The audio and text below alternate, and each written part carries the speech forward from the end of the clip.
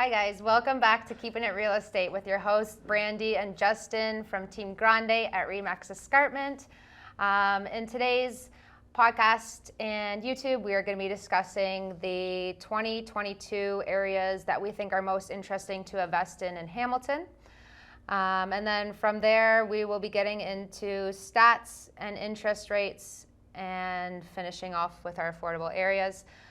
This is a two-part series, so today we will be talking about downtown area focus, our top 5, and then next week we'll be talking about uptown, mountain, that sort of thing. Perfect. Let's move right into the stats. So we're going to skip the story of the week this week just because we wanted to talk about the interest rate going up. So we'll go with the stats first and then move into that. So with the stats, we're seeing a lot more inventory on the market. Last week there was only 30 new listings. This week we're at 104, which is a very big difference. We're talking 3 times more inventory. Yeah. And with that, though, the solds went from 33 solds all the way to 66. So literally just an even double of the numbers from one week to the next. So that gives us, a bigger data pool, which brings down the average price. Last week, the average price was over 900, but that's because obviously you're working with such a small pool. It just takes a couple high-end sales to bring that number up, right? But now that we have more to look at, so the price is at 893, average sale price, which towards the end of last year, we were seeing mid 800s. I wouldn't be surprised if this number dips again next week and sort of stabilizes as we get more listings coming on the market and more sales happening. But with that said, still 104 in a week, that's still a very, very low inventory market. 104 for a whole week, to put into perspective. Yeah. Spring market, we see 200 to 300 in Hamilton a day. So very big difference. That just shows how low it is. And the competitions are there. Yeah. I mean, how many properties I've shown, we're back to 13 offers, 20 offers, a lot of offers coming in. So the market is still going. But with that said, what could stop it that everybody's talking about? It's interest rates. Yeah.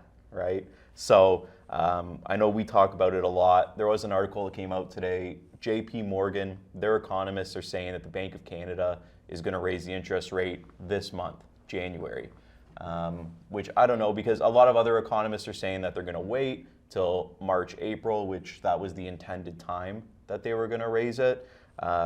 So, whether they wait or they do it sooner, everybody's saying there's going to be 5 rate hikes this year. Yeah, so I think that's what the difference is now. They're originally speculating it to be a 3-phase plan, but I think it's to lessen the blow a little bit, and they do have to hike it a little more than what was anticipated. They're going off 5 phases, so they have to do it a little bit earlier. What is this just going to mean for you guys? I think if you are intending to sell and you're at a higher price point for your house, I would sell a little sooner than later for those people who it might be that little pendulum of someone affording a few $100s on their mortgage every month, decreasing the competition for your house. But again, we don't know exactly. But. Yeah, when the interest rates go up, everybody gets a little hesitant. Yeah. It always happens. People get a little hesitant, wait to see what happens. But then we were also talking, we had a team meeting this week talking about just the immigration numbers and how that's just going to be a driving factor. So, and they are saying that the 5 rate hikes are going to total 1.5 basis points. They're saying if they do it in this month, it's going to be 0.25, so not a huge increase, but they're starting to get people used to the idea of higher interest rates. But anyways, just thought we'd talk about that because, that's the hot topic. Interest rates, what's going on with this market, the stats. But speaking about affordability, I think we got to move into our 5 most affordable neighborhoods in Hamilton. Downtown, the mountain, 2 very different areas. So we'll start with the lower city ones. And go from there. I know, what do you want to do? You want to list them off first, go information, or you just want to go one at a time? We'll go through them. I'll list them all for you, and then we'll dive into each one a little bit. Or we'll hype it up. We'll start with the first, talk about it, the 2, and then we'll drum roll for the last. Sure. Okay. Obviously, if you live in Hamilton, you already know that downtown is still where the reasonably affordable areas are. I pump it all the time. I don't know why. It's just my favorite because I've taken a lot of clients to this area. But the Keith and Keith North area, it's currently still the most affordable and cheapest place to live in Hamilton. And I wouldn't take that statement at face value because I've shown decently really nice houses in that area. I wouldn't say they're slummy. I wouldn't say they're not decent to live in at all. I actually really like some of the houses there. It is a North End area, I find, that's a lot more residential than some of the other North End areas, because as you go east a little more in the North End, you start to get into that really industrial type of area. Whereas Keith North does have a good residential community, solid brick homes, which people always love. But the good thing with it being so cheap and so affordable, a lot of people came from out of town over the last few years, and they went into that area because it was cheap. So it really became safer, more family-friendly neighborhood, which is great, especially considering it's the only one with an average price under $500,000. Yeah, it's one of the neighborhoods in Hamilton with the youngest demographic for young families. It became this point where people from Toronto wanted to start a family, where you can get $1 million condo in Toronto. For half the price, you can get an entire house in Hamilton. And in the past 5 years, it's just been like this trickle effect. It's also been a high investor neighborhood where they can still make a profit and do decent flips on homes. I was just pulling some stuff on this neighborhood from the internet. You can go look it up yourself.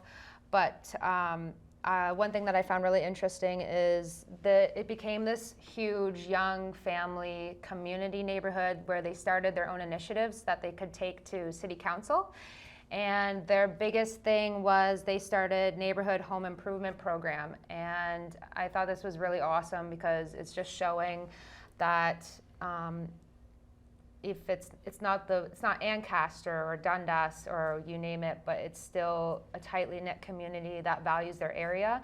And their big initiative with this program is, if you say anyone in this neighborhood has something at face value on their home issue, like a leak in the roof, something wrong with their porch, whatever, the community gathers together to raise money to help you fix that. And that's pretty cool. I thought that was awesome. Yeah, that's a really good sign of community, actually. Yeah. Nicer areas, we don't have that. Yeah. I know, nobody's fixing my roof. You're on your own. I'm putting new windows in my house. I need some help. Upper Mount Hope, you're on your own. So. And the one thing that you pointed out that's a good thing is talking about the investors area. It's becoming the point in Hamilton where there's very few areas that you can actually purchase a home and rent it out and break even on your rent. That's a huge thing. Not being able to break even on your rent almost makes it not worth it. So there's very, very few areas. And Keith is one of those areas that's one of the only areas left that you can purchase a home and break even on the rent every month. But let's move into our number 2 area. Yeah. We kind of combined. Well, yeah. Yeah. We combined the next one because it all encompasses a pretty big part of downtown Hamilton, and that's the Crown Point area. It also includes Delta East and Delta West. We just coupled this one because it's the most action area. A lot of people kind of compare it to Queen Street East in Toronto, obviously on a smaller scale, but it's the trendy area. It's got our Centre Mall on Barton, Ottawa Street, Gage Park. If you're coming out of Hamilton, the big thought from people in this area is that, it's nowhere near as good as Toronto, but I love this area. It has trendy shops, lots of awesome coffee shops, restaurants. Gage Park has a huge initiative from City Council as well. It's beautiful there. They have a botanical garden that you can go walk through. It's maintained extremely well. Yeah, and from that area, I love that area. I know a long time ago, I remember when James Street was coming up and we were all talking about James Street. What happened was James Street became so expensive, it pushed a lot of the local artists, these smaller businesses out, really a lot of the artist community, and a lot of them moved to Ottawa Street. And then Ottawa Street really started to take off in that sense. And the home prices were always significantly cheaper. And so I'd say Crown Point it's a great area. I love Crown Point. I love Ottawa Street North. I live up on the Stony Creek Mountain, but a lot of times we'll go down to Ottawa Street. I don't know, because I guess it's the James Street of East Hamilton. But good community as well there. And like you said with Gage Park and that's a beautiful park. Guys, I lived in Hamilton all my life. I never went to Gage Park until I was probably in my late 20s. Seriously? Just because, yeah, Really? I was curious. I'm saying everybody always talks about it, so Aw. I finally went, got out of my car, and walked around it It's just to actually- see. it's and beautiful. and yeah, so I think I encourage a lot of you guys. If you've never been at Gage Park, some we have in our city that Yeah. I don't know, just go check it out. It's Yeah. pretty cool. Yeah. So that makes Crown Point good, and then we get into another area close to Crown Point, just a little more north. Yeah, so number 3 is North Sherman. I know you'll know a little bit more on this neighborhood than I do. Yeah, so North Sherman is typically, it's a little more industrial. It's one of those industrial, I wouldn't say it's an industrial area, but it has more industrial than certain other areas. It still is getting more residential. I actually did quite a few deals in North Sherman this year, and I have noticed that the prices have gone up. One good thing with it, it's easy for commutability. So a lot of people come from out of town. You can come right in off Burlington Street. You're there fairly quick. So it's become a huge commuter town. And we're talking cheap. So just to put this in a perspective, like the average sale price in North Sherman is $528. And I don't think we set it for Crown Point. Yeah, Crown actually, Point. I just want to back up quickly. So Keith's average house price was $470, and then Crown Point was $538. $530, and then we're $528 North Sherman, very similar. So you're a little more north, you're saving some money, I don't know. But it's very similar to me in Crown Point, you're just a little bit more north. Still very good residential, big commuter area. I think that we're going to see a lot of growth in the North Sherman area this year, just because from a price point and just from its location of the highway. I think we're going to see another big jump in that area, assuming things are still going. Yeah. Right? What happened? So people are really skeptical to move into these areas because everyone thinks factory, factory, factory. So back in the day when all these houses were built, all these row homes, they just shoved them all in. It was for all these industrial workers. They're right there. They go to work.